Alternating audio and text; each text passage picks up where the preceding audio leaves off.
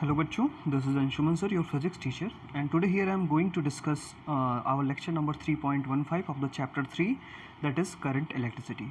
Dear student, in the previous class we just discussed about the resistance and how the color coding is used to distinguish different resistances. Okay, I hope it will be clear for you.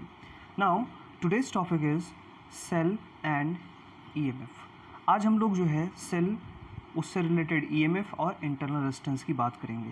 ये topic काफ़ी important है और आपके exam में काफ़ी बार पूछा गया है, इसलिए ये बहुत इंपॉर्टेंट हो जाता है। आप इसे ध्यान से देखें, आपको सारे कॉन्सेप्ट समझ में आ जाएंगे। So let we discuss. First of all, what is the meaning of cell? What is the meaning of cell? What is the meaning of cell? So cell is a device which convert chemical energy into electrical energy.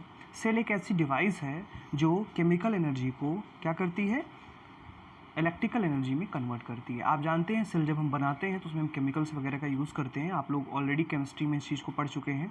तो जब भी हम cell का निर्माण करते हैं, उसको बनाते हैं, तो उसमें हम कुछ केमिकल्स का यूज़ करते हैं, जिसे हम इलेक्ट्रोलाइट कहते हैं। ठीक है, ये हमारे पास सेल है, आप देख पा रहे हैं। ये हमारे पास एक कंटेनर है, इसमें इलेक्ट्रोलाइट भरा हुआ है और इसमें दो रॉड्स हैं, ये पॉजिटिव रॉड्स है और ये नेगेटिव रॉड है। ये जो पॉजिटिव रॉड है, इस पॉजिटिव रॉड को हम कहते हैं एनोड, और जो ये नेगेटिव रॉड है इसे हम कहते हैं कैथोड। ठीक है, ये आप जानते हैं। और बेसिकली सेल जो होता है, अब आप डेफिनेशन यहाँ पे देख लीजिए, this is the definition. It is a device which maintain the constant potential difference. जो क्या करता है, कांस्टेंट पोटेंशियल डिफरेंस मेंटेन करता है अक्रॉस इट्स टू टर्मिनल। इसके जो ये टर्मिनल्स हैं पॉजिटिव और नेगेटिव, इसके क्रॉस क्या करता है, ये पोटेंशियल डिफरेंस मेंटेन करता है when not connected in circuit. जब इसे हम किसी रेजिस्टेंस से नहीं जोड़ के रखते हैं, आई मीन कि ये ओपन सर्किट होता है, मतलब कि इसको हम किसी डिवाइस से जोड़ के नहीं रखते हैं, तो ये पॉजिटिव और ये नेगेटिव। तो आप देख रहे हैं कि जब भी इसको आप रेजिस्टेंस से जोड़ोगे तो पॉजिटिव से नेगेटिव की तरफ एक करंट फ्लो होने लगेगी। तो ये आप देख रहे हो कि जब हमने इसमें इस सर्किट को नहीं जोड़ा है, सर्किट में इसको हमने कनेक्ट नहीं किया है, तो इसके दोनों टर्मिनल्स पे, ये पहला टर्मिनल, ये दूसरा, ये पॉजिटिव टर्मिनल, नेगेटिव टर्मिनल, इसके बीच में एक पोटेंशियल डिफरेंस क्रिएट हो गया है। ठीक है, तो इसी को हम क्या कहते हैं, सेल कहते हैं। So it is a device which maintain the constant potential difference across it of the two terminal when not connected in circuit. And you can also define that cell is a electronic device which convert, या कह सकते हैं कि arrangement है जिसमें हम क्या करते हैं, केमिकल एनर्जी को इलेक्ट्रिकल एनर्जी में कन्वर्ट करते हैं। ठीक है, I hope it will be clear for you. Now this is the symbol, this is the symbol of the cell. तो सेल को रिप्रेजेंट करने के लिए हमेशा क्या करते हैं, इस तरह से आप एक बड़ी पाई और एक छोटी पाई खींचते हैं। जो ये बड़ी वाली लाइन होती है, ये पॉजिटिव टर्मिनल को दिखाती है, मतलब हाई पोटेंशियल को दिखाती है, और जो ये छोटी वाली लाइन होती है, ये नेगेटिव पोटेंशियल को दिखाती है, ये लो पोटेंशियल को दिखाती है। ठीक है, तो किसी भी एक आइडियल सेल को रिप्रेजेंट करने के लिए हम इस तरह से क्या करते हैं, उसको रिप्रेजेंट करते हैं। तो ये आइडियल सेल का रिप्रेजेंटेशन है। अब जब हम इसका एक्चुअल रियल सेल का रिप्रेजेंटेशन करते हैं तो उसमें हमें एक स्मॉल रेजिस्टेंस ऐड करना पड़ता है, जिसे हम कहते हैं इंटरनल रेजिस्टेंस। आप देख रहे हो यहाँ पे हमने आर, स्मॉल आर लिखा है, तो ये इंटरनल रेजिस्टेंस है। अब ये इंटरनल रेजिस्टेंस क्यों आ जाता है, क्योंकि जब ये चार्जेस अंदर से होकर के जाते हैं तो इलेक्ट्रोलाइट जो होता है उसको अपोज करता है। तो अपोज करेगा तो क्या होगा, उससे एक रेजिस्टेंस क्रिएट हो जाएगा। हालांकि ये बहुत स्मॉल होता है तो इसे हम नेगलेक्ट करके चलते हैं नॉर्मली, लेकिन अगर हमें इसे डिटेल में स्टडी करना है, बहुत ही डीप में जाकर के स्टडी करना है, तो हमें इस इंटरनल रेजिस्टेंस को भी क्या करना पड़ेगा, कंसीडर करना पड़ेगा। तो आज के बाद से जब भी आप सेल को रिप्रेजेंट करोगे तो आप इस तरह से कुछ रिप्रेजेंट करोगे, जिसमें एक बैटरी का सिंबल रहेगा, आई मीन सेल का सिंबल रहेगा, और इसके साथ आइडियल सेल का सिंबल रहेगा, और साथ में एक छोटा सा resistance, internal resistance small r रहेगा। ठीक है, तो ये रियल सेल का रिप्रेजेंटेशन है। अगर आइडियल सेल आप रिप्रेजेंट कर रहे हो तो इस तरह से आइडियल सेल का जो इंटरनल रेजिस्टेंस होता है वो 0 होता है। ठीक है, इस चीज़ को आप जानते रहिए। अब ये जो रियल सेल है, रियल सेल में इंटरनल रेजिस्टेंस हम इंक्लूड कर लेते हैं। ठीक है, I hope it will be clear for you. Now come on the point कि अब ये बहुत सारे सेल को जब हम आपस में जोड़ देते हैं तो उसे हम क्या कहते हैं, बैटरी कहते हैं। क्या कहते हैं, battery. When number of cells are connected is known as the battery. तो कम्बिनेशन ऑफ वन और मोर सेल, इसको हम क्या कहेंगे, बैटरी कहेंगे। हम ज़्यादा पोटेंशियल डिफरेंस क्रिएट करना चाहेंगे तो हमें उसमें क्या करना पड़ेगा, ज़्यादा सेल ऐड करने पड़ेंगे। ठीक है, आई होप ये समझ में आ गया होगा आपके। अब हम बात करते हैं how many type of the cell. So there are 2 type of the cell, primary cell and secondary cell. तो 2 तरह के सेल्स होती हैं, प्राइमरी सेल और सेकेंडरी सेल। इसको हम डिटेल में नहीं पढ़ेंगे क्योंकि इसको ऑलरेडी आप केमिस्ट्री में पढ़ चुके हो और आपके सिलेबस में बस आपको इंट्रोडक्टरी पढ़ना है। तो देखिए, प्राइमरी सेल ऐसी सेल्स होती हैं प्राइमरी सेल्स आर दो सेल जिसको हम केवल एक बार यूज़ में ला सकते हैं। जैसे आप पेंसिल लेड सेल का यूज़ करते हो ना टॉर्च वगैरह में, तो वो एक बार यूज़ करते हो, उसके बाद उसको आप फेंक सकते हो, उसको आप फिर से यूज़ नहीं कर सकते। तो जो सिर्फ एक बार यूज़ होता है उसको आप एक ही बार यूज़ कर सकते हो, उसे आप कहते हैं प्राइमरी सेल। और ऐसे सेल जिसको हम बार बार यूज़ कर सकते हैं, रीयूज़ कर सकते हैं, बार बार उसको हम चार्ज कर सकते हैं, या चार्जेबल जो होते हैं उसे हम सेकेंडरी सेल कहते हैं। जैसे मोबाइल। हम एक इम्पॉर्टेंट बात करते हैं जो इसमें हमें पढ़ना है, तो देखते हैं इसको, दैट इज़ द EMF। अब ये EMF क्या टर्म है इसको आप समझते हैं, that is the electromotive force. इसे हम क्या कहते हैं, इलेक्ट्रोमोटिव फोर्स। और अगर इसे हम अलग अलग करके देखें तो इलेक्ट्रो का मतलब इलेक्ट्रॉन, मोटिव का मतलब मोशन में, और फोर्स मतलब एक ऐसा फोर्स जो इलेक्ट्रॉन को क्या करता है, मोशन में लाता है, इसे हम क्या कहते हैं, इलेक्ट्रोमोटिव फोर्स कहते हैं। ठीक है, अब इसको हम थोड़ा सा डिफिनीशन इसकी देख लेते हैं। So the work done by the battery in moving 1 coulomb charge from lower potential terminal to higher potential terminal is called EMF। मतलब कि ये आप देख रहे हो, ये पॉजिटिव टर्मिनल है, ये नेगेटिव टर्मिनल है, तो हमें क्या करना है, 1 कूलम का चार्ज लेना। कितना, 1 कूलम का चार्ज। अभी इसके डेफिनेशन आगे आप देखोगे, जैसे जैसे आप पढ़ोगे वैसे वैसे चीज़ें क्लियर हो जाएंगी। पहले आप ये डेफिनेशन समझ लो कि अगर आपके पास 1 कूलम का चार्ज है और इसे मुझे यहाँ नेगेटिव से इस पॉजिटिव टर्मिनल तक पूरे टर्मिनल में ले जाना है। ठीक है, आई होप ये समझ में आ रहा होगा। यहाँ नेगेटिव से इस टर्मिनल से मुझे 1 कूलम के चार्ज को यहाँ तक क्या करना है, भेजना है। तो मुझे एक वर्क डन करना पड़ेगा, है ना, क्योंकि भाई ठीक है, वर्क डन करना पड़ेगा, और वही जो वर्क डन होगा, वही जो पोटेंशियल होगा या वर्क डन होगा, उसे हम क्या कहेंगे, EMF कहेंगे, right. So work done by a battery और cell in moving 1 coulomb of charge from lower potential to higher potential is called EMF। क्या कहते हैं इसे हम, EMF कहते हैं। आई होप ये समझ में आ गया होगा। ठीक है, अब दूसरी एक डेफिनेशन देख लेते हैं। The energy per unit charge, मतलब यूनिट चार्ज को जो एनर्जी हम प्रोवाइड करेंगे from chemical energy, convert from chemical energy और any other form is called the into electrical energy is called EMF। मतलब कि इसका क्या मतलब है कि केमिकल एनर्जी जो है, जो केमिकल एनर्जी, क्योंकि इसके अंदर इलेक्ट्रोलाइट भरा हुआ है, तो उस केमिकल एनर्जी में जो पर यूनिट चार्ज है ना, मतलब यूनिट चार्ज को, मान लीजिए 1 कूलम का चार्ज आप ले रहे हो, उस 1 कूलम के चार्ज को आपको इलेक्ट्रिकल एनर्जी में कन्वर्ट करने के लिए जो आपको एनर्जी रिक्वायर्ड होगी, उसे आप क्या कहोगे, EMF कहोगे। ठीक है, इसी तरीके से एक और डेफिनेशन हम समझ लेते हैं। ये the potential difference between 2 terminal of the circuit when open circuit, मतलब कि आपने इसमें कोई एक्सटर्नल रेजिस्टेंस नहीं लगाया है, और उस समय पर अगर आप इन दोनों टर्मिनल्स के बीच का पोटेंशियल डिफरेंस फाइंड कर लें, तो आपको क्या पता चल जाएगा, आपको पता चल जाएगा कि इसका EMF कितना है। जैसे एक बैटरी जो होती है, जो पेंसिल सेल आप लेकर के आते हो, उसके ऊपर लिखा हुआ होता है 6 वोल्ट। क्या लिखा होता है, 6 वोल्ट। तो वो 6 वोल्ट क्या है, वो 6 वोल्ट उसका क्या है, EMF है, right. 6 volt is the EMF of that cell. वो जो सेल है उसका EMF कितना है, 6 वोल्ट है। अब जब उसके क्रॉस आप कोई बल्ब लगा देते हो, तो क्या होगा, इसका EMF धीरे धीरे डिक्रीज करेगा, क्योंकि एनर्जी क्या हो रही है, कंज्यूम हो रही है। तो इसकी केमिकल एनर्जी किस में कन्वर्ट हो रही है, इलेक्ट्रिकल एनर्जी में कन्वर्ट हो रही है ना। ये बात समझ पा रहे हैं आप। तो जो मैक्सिमम पोटेंशियल डिफरेंस होगा किसी भी सेल का, उसे क्या कहोगे, EMF कहोगे। या इस तरह से समझो कि जब आपने इसमें कोई रेजिस्टेंस नहीं लगाया, मतलब ओपन सर्किट है। ओपन सर्किट का मतलब उस क्लोज नहीं है ना। क्लोज का मतलब ऐसे पूरा क्लोज हो गया। अभी ये ओपन है, अभी इस पर कोई आपने रेजिस्टेंस नहीं लगाया, उस टाइम पे अगर आप इन दोनों के बीच का पोटेंशियल डिफरेंस ज्ञात कर लो, तो वो उसका क्या होगा, EMF होगा। ठीक है, 12 वोल्ट की बैटरी हो गई, 6 वोल्ट की बैटरी हो गई, तो ये सब क्या है, उसके EMF है, उसके ऊपर लिखा हुआ होता है। ठीक है, आई होप ये क्लियर हो गया होगा। सो सिंपल में आपको क्या याद रखना है कि जो ओपन सर्किट वोल्टेज होता है किसी भी टर्मिनल, सेल के टर्मिनल के क्रॉस, उसे आप क्या कहोगे, EMF कहोगे, इलेक्ट्रोमोटिव फोर्स कहोगे। ठीक है, तो अगर EMF को हम इस तरह से E से रिप्रेजेंट करते हैं, कंप्लीटली E इस तरह से नहीं बनाते हैं, इसको थोड़ा सा इस तरह से एप्सिलॉन टाइप का बनाते हैं, E इस तरह से। ठीक है, तो ये सिंबल हो गया EMF का। और अगर आप यहाँ से लिखना भी चाहो तो इसे लिख सकते हो W/Q0। ठीक है, तो अगर मैं इसको 1 कूलम, Q को 1 कूलम मान लूँ, ठीक है, तो 1 कूलम को पूरे सर्किट में, पूरे बैटरी में 1 टर्मिनल से, लोअर टर्मिनल से हायर टर्मिनल तक, मतलब लोअर नेगेटिव टर्मिनल से पॉजिटिव टर्मिनल के बीच में मूव कराने के लिए जितना वर्क डन आप करोगे, उसे आप क्या कहोगे, EMF कहोगे। आई होप समझ में आ गया होगा फॉर्मूले से भी। ठीक है, अब आगे बात करते हैं इंटरनल रेजिस्टेंस। अभी इंटरनल रेजिस्टेंस बहुत इंपॉर्टेंट है। अभी मैंने आपको बताया कि एक जो आइडियल सेल होता है उसका इंटरनल रेजिस्टेंस हम 0 मान लेते हैं, लेकिन जो एक रियल सेल होता है जिसको वास्तविक रूप में यूज़ करते हैं उसमें कुछ न कुछ इंटरनल रेजिस्टेंस होता है। अभी इंटरनल रेजिस्टेंस क्यों होता है?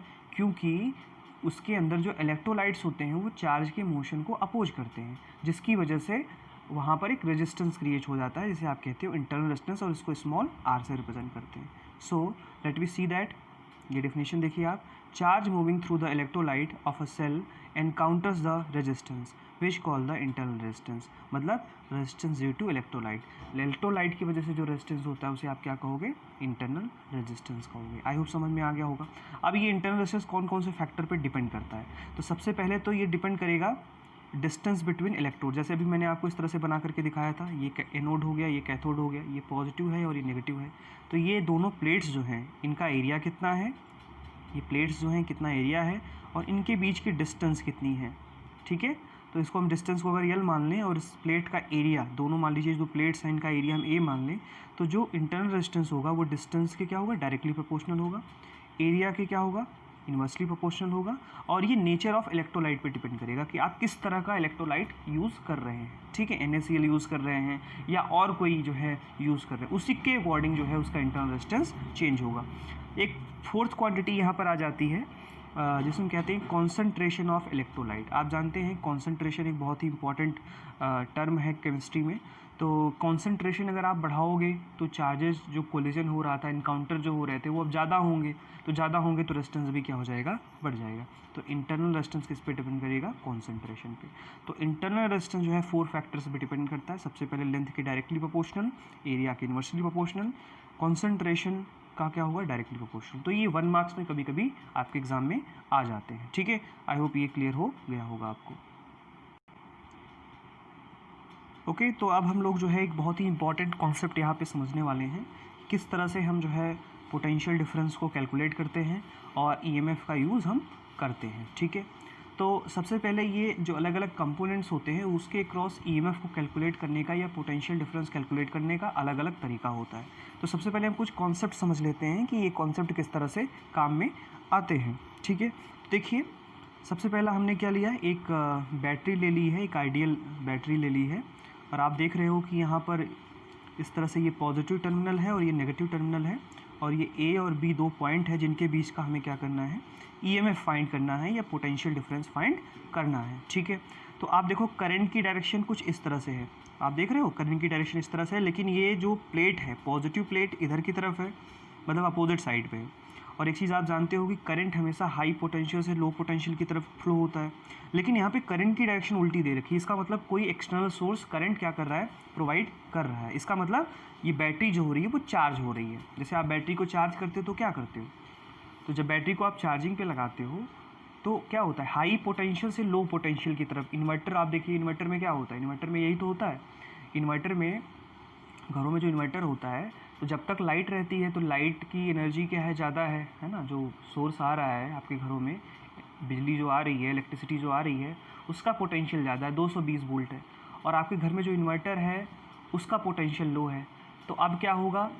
जो घरों में बिजली आ रही है उससे पोटेंशियल बैटरी की तरफ जाएगा, तो बैटरी आपकी क्या होगी? चार्ज होगी। लेकिन जैसे ही लाइट जाती है क्या होता है? आपके घर में लाइट तो होती नहीं है, मतलब जैसे ही लाइट कटेगी तो क्या होगा? घर का पोटेंशियल कम हो जाएगा, तो बैटरी से जो है करंट जो है आपके घर में जाने लगेगी। तो इस तरह से लगातार आपके घर में कंटिन्यूटी मेंटेन रहती है। तो जब तक लाइट रहती है तब तक आपका इन्वर्टर चार्ज होता है, और जैसे ही लाइट चली जाती है तुरंत क्या होता है?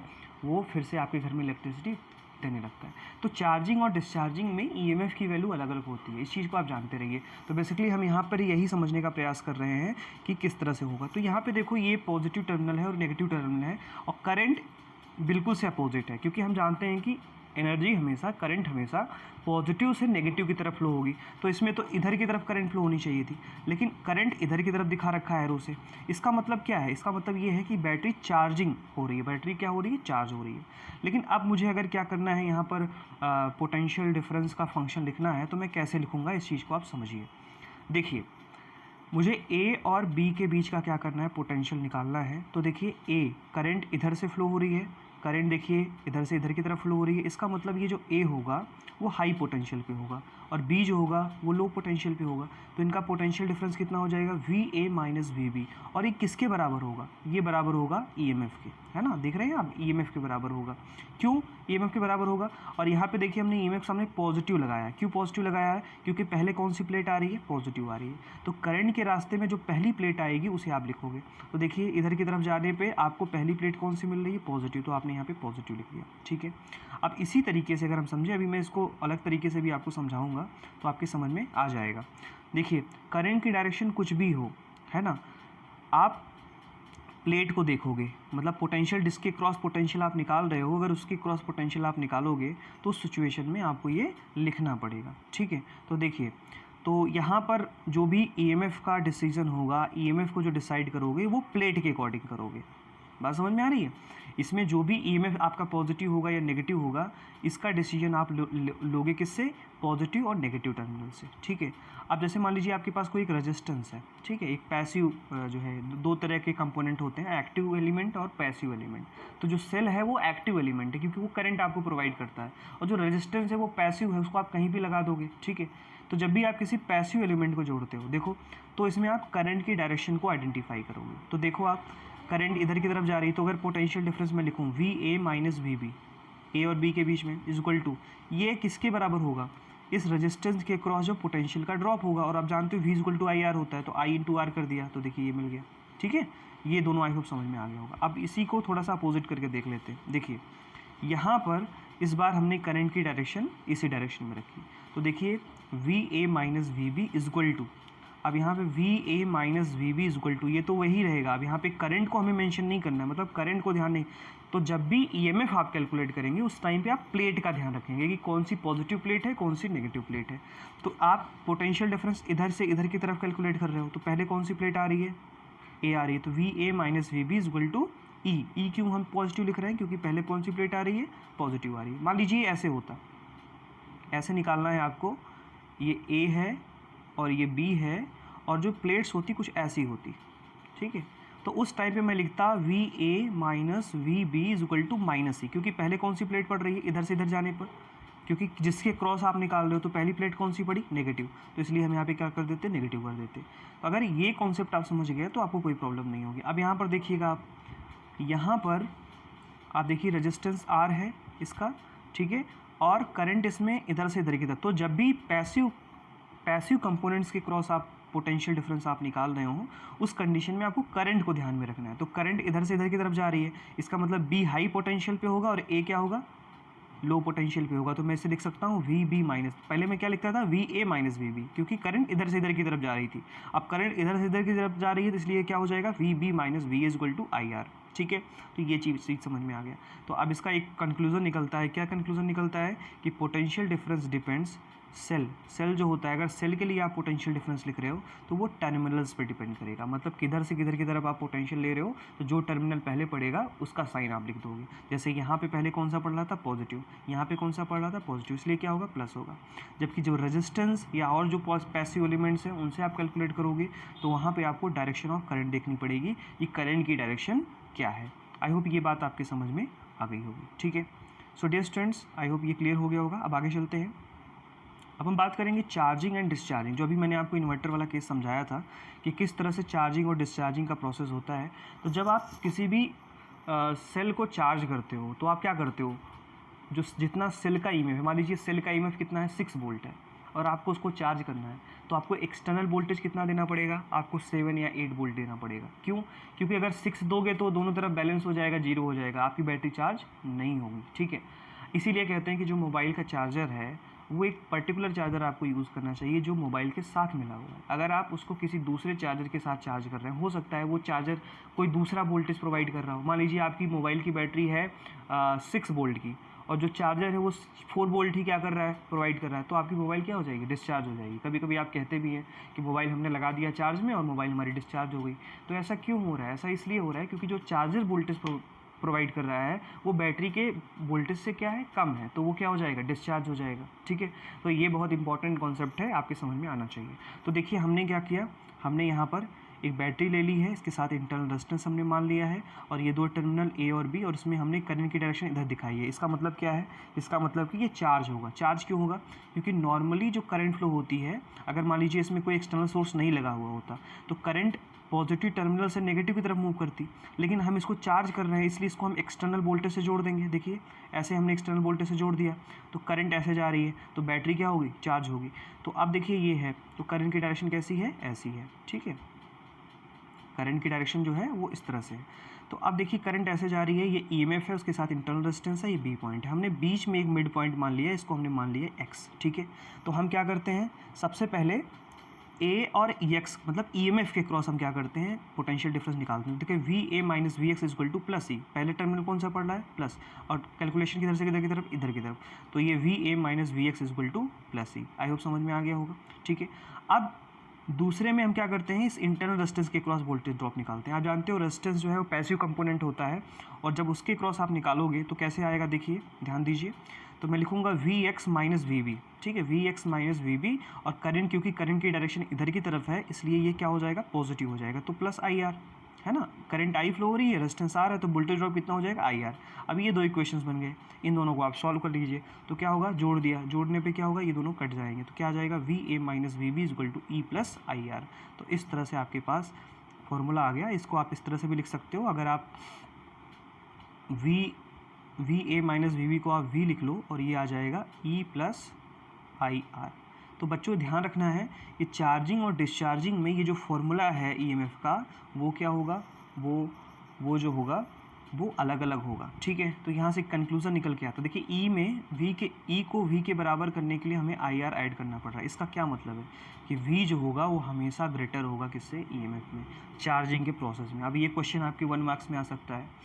When a cell is charge what happen, तो क्या होता है? तो उस कंडीशन में आप इसे क्या करोगे? यूज़ में लाओगे, ठीक है, ओके। तो आई होप ये समझ में आ गया होगा। अब हम बात करते हैं, इसको हम सेंटेंस में नोट भी कर लेते हैं। During the charging the potential difference across the terminal of the cell is greater than the EMF. मतलब वी जो होगा वो क्या होना चाहिए? ग्रेटर होना चाहिए ईएमएफ के। तो उस प्रोसेस में क्या होगा? चार्जिंग होगा। तो आपसे याद कर लीजिए, अगर किसी चीज़ को आपको चार्ज करना है तो पहले तो आपको एक्सटर्नल सोर्स को क्या रखना पड़ेगा? हाई रखना पड़ेगा, ठीक है। 6 वोल्ट की बैटरी है तो उसे आपको 7 वोल्ट प्रोवाइड करना पड़ेगा, अदरवाइज़ वो चार्ज नहीं होगी, ठीक है। इसी तरीके से हम डिस्चार्जिंग की बात कर लेते हैं। तो डिस्चार्जिंग में क्या होता है कि डिस्चार्जिंग में मान लीजिए कि सेल से एनर्जी जाएगी, है ना। सेल से एनर्जी क्या होगी? आपको किसी एक्सटर्नल सोर्स को आपको देंगे। तो देखिए इधर से इधर की तरफ एनर्जी जा रही है, करंट इधर की तरफ जा रही है, करंट की डायरेक्शन ऐसी है। इसका मतलब अब आपका जो सेल है वो डिस्चार्ज हो रहा है, ठीक है। तो याद रखना है कि जब आप चार्ज करोगे तो उसमें आपको एक्सटर्नल वोल्टेज को हाई रखना है, लेकिन जब आप डिस्चार्ज करते हो, जैसे आप जब तक आपके घर में लाइट रहती है तो इन्वर्टर क्या होता है? चार्जिंग पोजीशन में होता है, वो चार्ज हो रहा होता है। लेकिन जैसे आपके घर में लाइट जाती है तो क्या करता है? जो इन्वर्टर है वो आपके घर में एनर्जी प्रोवाइड करना स्टार्ट कर देता है, उस सिचुएशन में वो डिस्चार्ज हो रहा होता है। तो डिस्चार्ज के केस में क्या होगा? बैटरी से एनर्जी जो है आपको मिलेगी, ठीक है। और जब चार्जिंग हो रहा होगा तो आपको बैटरी को एनर्जी देनी पड़ेगी। उस कंडीशन में आपका जो वोल्टेज होगा वो ईएमएफ से ज़्यादा होगा। लेकिन जब आप डिस्चार्जिंग की बात करते हैं तो उस सिचुएशन में आपको ये देखना पड़ता है कि क्या हो रहा है। तो वहाँ पर एनर्जी क्या हो रही है? निकल रही है बैटरी से, ठीक है। तो आप यहाँ पे करंट की डायरेक्शन को इस तरह से दिखा दे रहे हैं। तो अब बस वही सिचुएशन, यहाँ पे मिड पॉइंट हमने एक्स मान लिया, ये इंटरनल रेजिस्टेंस है, करंट की डायरेक्शन ऐसी है। हम क्या करते हैं? ए और एक्स के बीच में सबसे पहले निकालते हैं, तो V A minus V X equal to plus C, क्योंकि बैटरी में हमेशा टर्मिनल लिया जाता है। तो पहले कौन आ रहा है? पॉजिटिव आ रहा है। अब इसी तरीके से अगर मैं इस इंटरनल रेजिस्टेंस के क्रॉस निकालूं तो आप देखो करंट की डायरेक्शन ऐसी है और कैलकुलेशन हम ऐसे कर रहे हैं। तो V X minus V V equal to, देखो माइनस साइन हमें लगाना पड़ेगा, क्यों? क्योंकि करंट के अपोजिट जा रहे हैं। तो माइनस आई इंटू आर, ठीक है। दोनों को ऐड कर दिया, दोनों को ऐड करेंगे तो हमारे पास फॉर्मूला आ गया V A minus V V equal to E minus I R. वहाँ पे क्या था? प्लस था, यहाँ पे क्या हो रहा है? माइनस हो रहा है। इसका मतलब क्या है? E M F is always greater than voltage. तो वोल्टेज से के क्रॉस जो होगा ईएमएफ से हमेशा क्या होगा? ईएमएफ हमेशा क्या होगा? वोल्टेज से ज़्यादा होगा डिस्चार्जिंग में। तो इसको हम नोट कर लेते हैं। During the discharging the potential difference across the two terminal of the cell is less than the EMF, ठीक है। इसका मतलब क्या है? EMF is greater than potential difference across the resistance, ठीक है। This is the situation that you have to know कि जब चार्जिंग होगा तो ई प्लस आई आर होगा, और जब डिस्चार्जिंग होगा तो ई माइनस आई आर होगा। तो क्वेश्चन में आपको ध्यान रखना है कि चार्जिंग हो रहा है कि डिस्चार्जिंग हो रहा है, उसी के अकॉर्डिंग आपको क्या करना है, वहाँ पर माइनस और प्लस का यूज़ करना है। ठीक है, आई होप ये बात आपके समझ में आ गई होगी। इसी को अभी हम एक एग्जाम्पल के थ्रू समझेंगे तो आपको समझ में और अच्छे से आ जाएगा। तो देखते हैं इसको। ओके, तो एक लास्ट केस हम डिस्कस कर लेते हैं, that is the open circuit. Open circuit का मतलब हुआ कि जब आपने उसमें कोई एक्सटर्नल रेजिस्टेंस नहीं जोड़ा है, बैटरी को आपने ऐसे ही छोड़ दिया, ना तो वो चार्ज हो रही है ना वो डिस्चार्ज हो रही है, तो ऐसी सिचुएशन में जो करंट का फ्लो होगा वो ज़ीरो हो जाएगा। तो अगर करंट का फ्लो जीरो हो गया तो सिचुएशन में आप देखिए, आपने सिंपली ऐसे जोड़ लिया, देखिए यहाँ पर आपने इस तरह से दिखा दिया और I equal to zero, same position यहाँ पे लगाया, तो V A minus V X equal to E, ये तो सही रहेगा। लेकिन जब आप यहाँ पे इसके क्रॉस, इस इंटरनल रेजिस्टेंस के क्रॉस आप पोटेंशियल डिफरेंस निकालोगे तो आई आर होगा, आई की वैल्यू जीरो होती है इसलिए जीरो हो जाएगा। बस आपने इसको सॉल्व किया तो आपके आ गया V A minus V B. इसका मतलब जब सर्किट ओपन होती है वहाँ पर कोई open circuit voltage between the two terminal is called the E M F. अभी मैंने आपको इसके पहले डिफाइन भी किया था कि अगर कोई सर्किट ओपन है तो उसके क्रॉस जो पोटेंशियल डिफरेंस होगा वही उसके ई एम एफ के बराबर होगा। मतलब अगर आप डायरेक्टली वोल्ट मीटर लेकर के जाएँ और अगर आपके पास कोई एक सेल है और उस सेल के एक क्रॉस टर्मिनल पर आप वोल्ट मीटर को लगा दें, उस टाइम पे वोल्ट मीटर जो रीडिंग देगा वो क्या कहलाएगा, ईएमएफ कहलाएगा। ठीक है, आई होप ये समझ में आ गया होगा। अब यहाँ पर एक एग्जांपल के थ्रू इसको हम समझ सकते हैं, ये बहुत ही अच्छा सा एग्जांपल है। ठीक है, तो ये एग्जांपल कुछ इस तरह से है कि मान लीजिए ये आपका घर है और ये मार्केट है, तो जो पैसे आप कमाते हैं उसको आप अपने क्या करते हैं, घर में सेविंग करते हैं। ठीक है, तो आप यहाँ पे सेविंग करते हैं, तो सेविंग को आपने क्या मान लिया, ईएमएफ मान लिया। इसी तरीके से अब आप क्या करते हो, जब मार्केट में आप जाते हो तो मार्केट में जा कर के आप पैसे खर्च करते हो, है ना, कितने पैसे खर्च किए, तो ये पोटेंशियल डिफरेंस हो गया। ठीक है, जितने पैसे आप खर्च करोगे, किसी पैसे आपके पास टोटल एनर्जी मान लीजिए 5 जूल की है और आप कोई काम करते हो तो आपकी एनर्जी खर्च होती है। ठीक है, आज समझ में आ रही है। तो हमने सेविंग करके पैसे अपने यहाँ पे रखे थे घर में और हम जाते हैं मार्केट में जा कर के हम क्या करते हैं, यहाँ पर पैसे को खर्च करते हैं। ठीक है, तो ये हो गया पोटेंशियल डिफरेंस। अब बीच में आता है टोल प्लाजा। आप देखिए कभी जाइए तो टोल प्लाजा बीच में मिलता है, तो आप मार्केट से घर पे जाएं या घर से मार्केट पे आएं, आपको इस टोल प्लाजा को क्रॉस करना पड़ेगा। जब आप इसे क्रॉस करोगे तो यहाँ पर आपको कुछ एनर्जी कंज्यूम करनी पड़ेगी, मतलब आपको यहाँ पे टोल टैक्स देना पड़ेगा। अब ये टोल टैक्स क्या है इसको समझिए। ये टोल टैक्स जो है वो इंटरनल रेजिस्टेंस है। इसका मतलब है ईएमएफ से आप इस पे जाओ या इससे इस पे आओ, दोनों सिचुएशन में आपको एनर्जी खर्च करनी पड़ेगी। तो अब डिस्चार्जिंग का मतलब क्या हुआ, डिस्चार्जिंग का मतलब हुआ कि घर से आप मार्केट में जाओगे तो जो पैसे आपके पास सेविंग में रहेंगे उसे आप क्या करोगे, खर्च करोगे। तो देखिए आपके पास टोटल कितना था, टोटल ई था, कितने पैसे यहाँ पे खर्च हो गए, आई आर, क्योंकि ये इंटरनल डिस्टेंस है तो आई आर खर्च हो गए, तो ई माइनस आई आर, और यहाँ पे कितने बचे आपके पास, वी बचे खर्च करने के लिए, तो ये डिस्चार्जिंग का फंक्शन हो गया। समझ गए होंगे आप। इसी तरीके से अब मान लीजिए मार्केट से मैं पैसे कमा करके घर पे ला रहा हूँ सेविंग के लिए, तो मार्केट से मैं पैसे मैंने कमाए वी और टोल प्लाजा पे मैंने कितना दे दिया, आई आर, तो कितना बचा, ई, राइट। तो यहाँ से अगर आप इसे लिखना चाहो तो आप लिख सकते हो E plus I R is equal to V. ठीक है, वही सिंपल है। तो चार्जिंग में ये हो जाता है प्लस हो जाता है और डिस्चार्जिंग में माइनस हो जाता है। और तीसरा सिचुएशन ये है कि अगर इस टोल प्लाजा को ही हटा दिया जाए, मतलब इसका जो ओपन सर्किट कर दिया जाए। ओपन सर्किट का मतलब इधर से जाओ या इधर से जाओ कोई एनर्जी का लॉस नहीं होगा, मतलब आई इज इक्वल टू क्या हो जाए, जीरो हो जाए। तो दोनों सिचुएशन में वी किसके बराबर हो जाएगा, ई के बराबर हो जाएगा। आइए भाई एक छोटा सा एग्जाम्पल आपके समझ में आया होगा। ठीक है, आइए आगे थोड़ा सा देख लेते हैं। ओके, तो अभी हम देख लेते हैं, ये आई होप समझ में आ गया होगा। बात करेंगे cell with the external resistance. अगर हम किसी सेल को किसी एक्सटर्नल रेजिस्टेंस से जोड़ दें तो क्या होगा। ठीक है, इसको समझिए थोड़ा सा। ठीक है, ये इंपॉर्टेंट है। तो ये हमारे पास सेल है, आप देख रहे हैं इसमें सेल है और ये इंटरनल रेजिस्टेंस है, ये बड़ी वाली लाइन जो है पॉजिटिव, तो करंट ऐसे फ्लो होगी।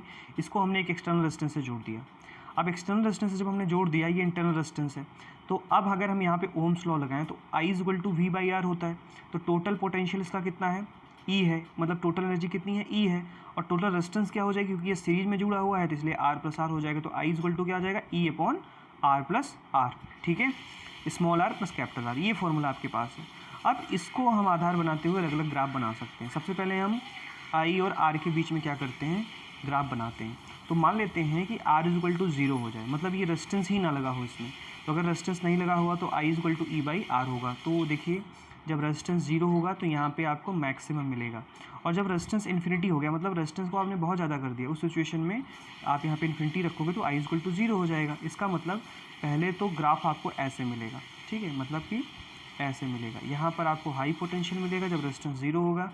इस कंडीशन में धीरे धीरे डिक्रीज़ होगा। इसका क्या मतलब है? इसका मतलब ये है कि जैसे जैसे टाइम बीतेगा वैसे वैसे क्या होगा, आपकी एनर्जी, आपकी बैटरी की एनर्जी क्या होगी, कंज्यूम होगी और धीरे धीरे वो डिक्रीड होगा। ठीक है, आयु समझ में आ गया होगा। ठीक है, चलिए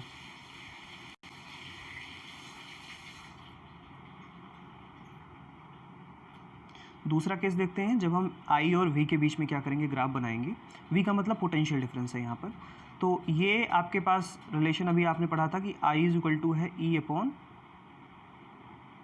ई, या इस तरह से रिलेशन आप देखिए यहाँ पर ये रिलेशन है v is equal to E minus I R. ये रिलेशन आपको पता है क्योंकि डिस्चार्ज हो रहा है यहाँ पर, आपने बैटरी को एक्सटर्नल रेजिस्टेंस से जोड़ा है तो बैटरी से एनर्जी जा रही है, तो डिस्चार्जिंग का फॉर्मूला लगाएंगे v is equal to E minus I are.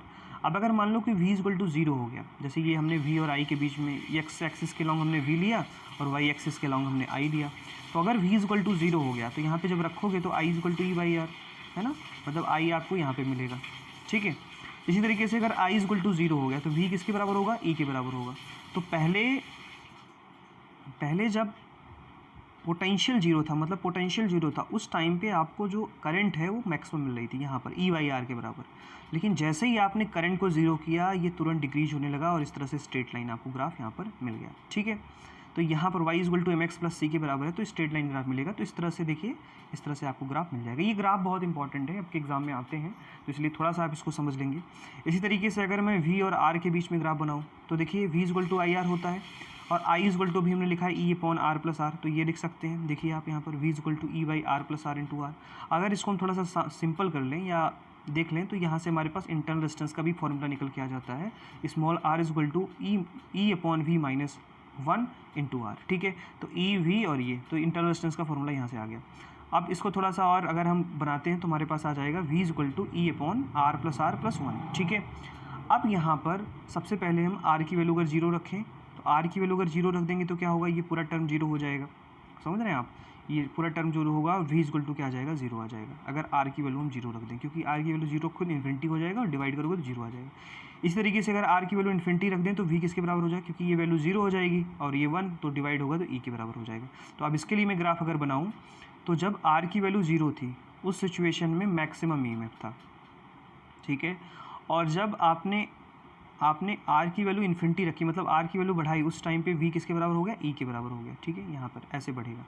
ठीक है, फिर से समझिए, जब r इज इक्वल टू 0 था, जब r इज इक्वल टू 0 था उस टाइम पे v इज इक्वल टू भी 0 था, यहाँ पे 0 था, लेकिन जैसे जैसे r बढ़ाएंगे वैसे वैसे e के बराबर हो जाएगा। मान लीजिए ई में इतना है तो ये धीरे धीरे बढ़ेगा और जा करके इस तरह से सैचुरेट हो जाएगा। ठीक है, तो ये ग्राफ बहुत इंपॉर्टेंट है, इसको आप समझते रहिए। तो यहाँ से कंक्लूजन निकलता है, क्या निकलता है कि द ओपन सर्किट वोल्टेज, यहाँ पे दो चीज़ें समझनी है। एक है आपके पास ओपन सर्किट वोल्टेज, तो अगर जैसे मान लीजिए ये बैटरी है और इस बैटरी में आपने इसके टर्मिनल्स के क्रॉस, ध्यान से समझिएगा इस बात को, अगर आपने इसके टर्मिनल के क्रॉस जो है इसका वोल्टेज, जैसे मान लीजिए ये बैटरी है और इसके टर्मिनल के क्रॉस आपने यहाँ पर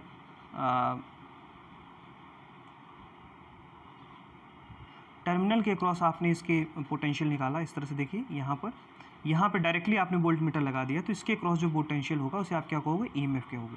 लेकिन अगर आपने इसमें कोई एक्सटर्नल रेजिस्टेंस जोड़ दिया और एक्सटर्नल रेजिस्टेंस के एक क्रॉस आप निकाल रहे हो जोड़ने के बाद, तो ऐसे पोटेंशियल को हम क्या कहते हैं, टर्मिनल पोटेंशियल डिफरेंस कहते हैं। क्या कहते हैं, टर्मिनल। तो ईएमएफ और टर्मिनल पोटेंशियल में मेन डिफरेंस यही है कि जो ईएमएफ होता है वो ओपन सर्किट वोल्टेज होता है और जो टर्मिनल पोटेंशियल डिफरेंस होता है वो क्लोज सर्किट वोल्टेज होता है। ठीक है, ये क्लियर हो गया होगा आई होप आपके। ठीक है, सो डियर स्टूडेंट, आज की क्लास में इतना ही। अगली क्लास में हम और भी कॉम्बिनेशंस की बात करेंगे कि किस तरह से सेल्स को अलग अलग कॉम्बिनेशन में कनेक्ट किया जाता है। ठीक है, आप लोग इसको पढ़िए, नोट्स बनाइए। ठीक है, okay, thank you so much.